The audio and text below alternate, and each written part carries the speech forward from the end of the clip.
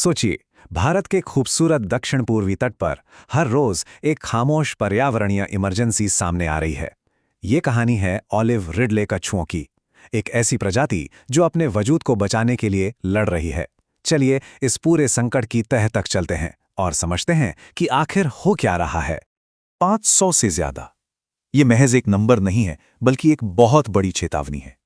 जरा सोचकर देखिए, हाल ही में तमिलनाडु और आंध्र प्रदेश के तटों पर 500 से भी ज्यादा लुप्तप्राय ऑलिव रिडले कछुए मरे हुए पाए गए। यह आंकड़ा हमें बताता है कि यह संकट कितना बड़ा और गंभीर है। तो इस पूरी कहानी को समझने के लिए हम इसे 5 हिस्सों में देखेंगे। पहले बात करेंगे कि कैसे ये तटरेखा एक संकट का केंद्र बन गई है। फिर जानेंगे इन मौतों की असली वजह क्या है।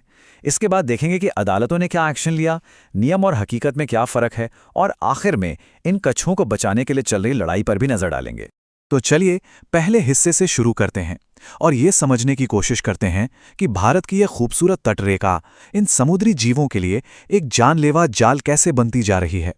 देखिए, होता क्या है, हर साल सितंबर से अक्टूबर के बीच ये कछुए यहां अंडे देने आते हैं। नवंबर से मार्च तक इनका नेस्टिंग का पीक सीजन होता है, लेकिन इस बार जनवरी 2025 में 350 से ज्यादा मौतों की खबर ने सबको चौंका दिया और मामला इतना बिगड़ा कि फरवरी 2026 आते आते नेशनल ग्रीन ट्रिब्यूनल को दखल देना पड़ा और एक सख्त अल्टीमेटम जारी करना पड़ा। और ये जानना बहुत जरूरी है कि ऑलिव रिडले कोई आम कछुए नहीं है। भारत के वाइल्ड लाइफ प्रोटेक्शन एक्ट 1972 के तहत इन्हें शेड्यूल 1 का दर्जा मिला हुआ है। मतलब इन्हें देश में सबसे ऊंचे दर्जे की कानूनी सुरक्षा हासिल है। इसीलिए इनकी मौत सिर्फ एक प्राकृतिक घटना नहीं, बल्कि एक बेहद गंभीर कानूनी मामला भी है। तो सवाल यही है कि आखिर इतनी सख्त सुरक्षा के बावजूद इन कछुओं की मौत हो क्यों रही है। चलिए अब इस त्रासदी के पीछे की असली वजहों को खंगालते हैं। इनकी मौत की वजह जितनी सीधी है उतनी ही भयानक भी। ये कछुए जब अंडे देने के लिए तट के पास आते हैं तो मछली पकड़ने वाले बड़े बड़े कमर्शियल जालों में फंस जाते हैं, और क्योंकि इन्हें सांस लेने के लिए सतह पर आना होता है, जाल में फंसकर ये ऐसा नहीं कर पाते और दम घुटने से मर जाते हैं। पोस्टमार्टम रिपोर्ट्स में भी इनके फेफड़ों में जख्म और सूजी हुई गर्दनें मिली हैं, जो इसी दर्दनाक हकीकत को बयां करती हैं। इस पूरी प्रक्रिया के लिए एक खास टर्म है, बाय कैच। इसका सीधा सा मतलब है कि जब मछुआरे कोई और मछली पकड़ने जाते हैं तो उनके जाल में गलती से कुछ ऐसी प्रजातियां भी फंस जाती हैं जिन्हें वो पकड़ना नहीं चाहते थे। और ऑलिव रिडले कछुओं के लिए यही बाय कैच मौत का सबसे बड़ा कारण बन गया है। लेकिन खतरा सिर्फ पानी के अंदर ही नहीं है। समुद्र में मछली पकड़ने वाले जाल तो जानलेवा हैं ही, जमीन पर एक और दुश्मन उनका इंतजार कर रहा है। वो है तटों पर लगी तेज आर्टिफिशियल लाइटें।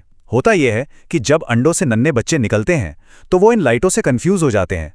उन्हें लगता है कि ये चांद की रोशनी है और वो समुद्र की तरफ जाने की बजाय जमीन की तरफ चले जाते हैं, जहां उनका बचना नामुमकिन होता है। तो जब हालात इतने बेकाबू हो गए, तब देश की अदालतों को इस मामले में आगे आना पड़ा। तो चलिए देखते हैं कि कानूनी तौर पर इस पर क्या-क्या एक्शन लिया गया है। सुप्रीम कोर्ट ने इन कछुओं की सुरक्षा के लिए एक पूरा का पूरा एक्शन प्लान बना दिया। इसमें एक नेशनल नोडल ऑफिसर अपॉइंट करना, राज्यों में कमेटियां बनाना, खास एसओपीज यानी नियम कायदे तैयार करना, और सबसे जरूरी टर्टल एक्सक्लूडेड डिवाइसेस यानी टेड्स का इस्तेमाल कंपलसरी करना शामिल था। और देखिए, सिर्फ प्लान नहीं बनाया गया, बल्कि उसे लागू करने के लिए केंद्र सरकार ने प्रधानमंत्री मत्स्य संपदा योजना के तहत 57.72 करोड़ रुपए मंजूर भी किए हैं।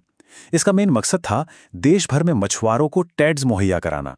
ये एक ऐसी डिवाइस होती है जो कछुओं को जाल से बाहर निकलने का रास्ता देती है। लेकिन इन सब के बावजूद मौतें नहीं रुकी, और इसीलिए हाल ही में नेशनल ग्रीन ट्रिब्यूनल यानी एनजीटी ने एक बहुत ही सख्त अल्टीमेटम जारी किया। उनका संदेश एकदम साफ था, अधिकारियों को सुप्रीम कोर्ट के हर निर्देश का सख्ती से पालन करना होगा ताकि अब एक भी और कछुए की मौत ना हो। तो अब सबसे बड़ा सवाल यही है, जब नियम हैं, अदालतें सख्त हैं, तो फिर ये कछुए मर क्यों रहे हैं। हमारा अगला हिस्सा इसी पहेली को सुलझाएगा। कागज पर बने सख्त कानून और जमीन की कड़वी हकीकत के बीच जो एक गहरी खाई है, उसे समझने की कोशिश करेगा। जरा पिछले कुछ सालों के इन आंकड़ों पर एक नज़र डालिए।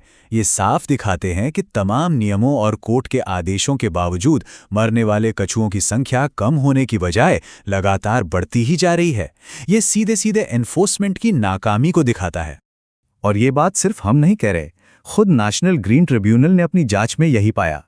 उन्होंने कहा कि सुरक्षा के सारे उपाय सिर्फ कागजों पर ही थे, जबकि हकीकत में मरे हुए कछुओं की संख्या लगातार बढ़ रही थी। वाकई में एक बहुत ही परेशान करने वाली तस्वीर है ये।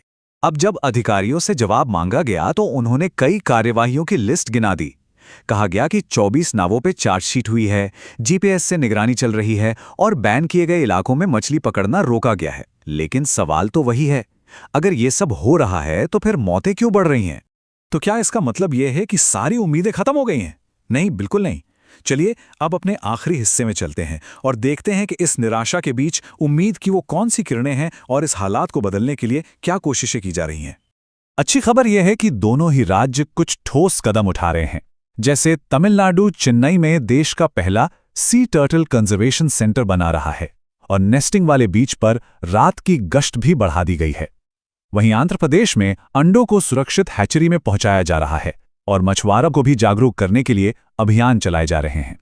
तो आखिर में हम सब इसी एक सवाल पर आके रुक जाते हैं। कानून अपनी जगह हैं, उन्हें बचाने की कोशिशें भी हो रही हैं, लेकिन क्या जमीनी स्तर पर एनफोर्समेंट नियम और हकीकत के बीच की इस खाई को भर पाएगा? ओलिव रिडले कछुओं का भविष्य इसी एक सवाल के जवाब पे टिका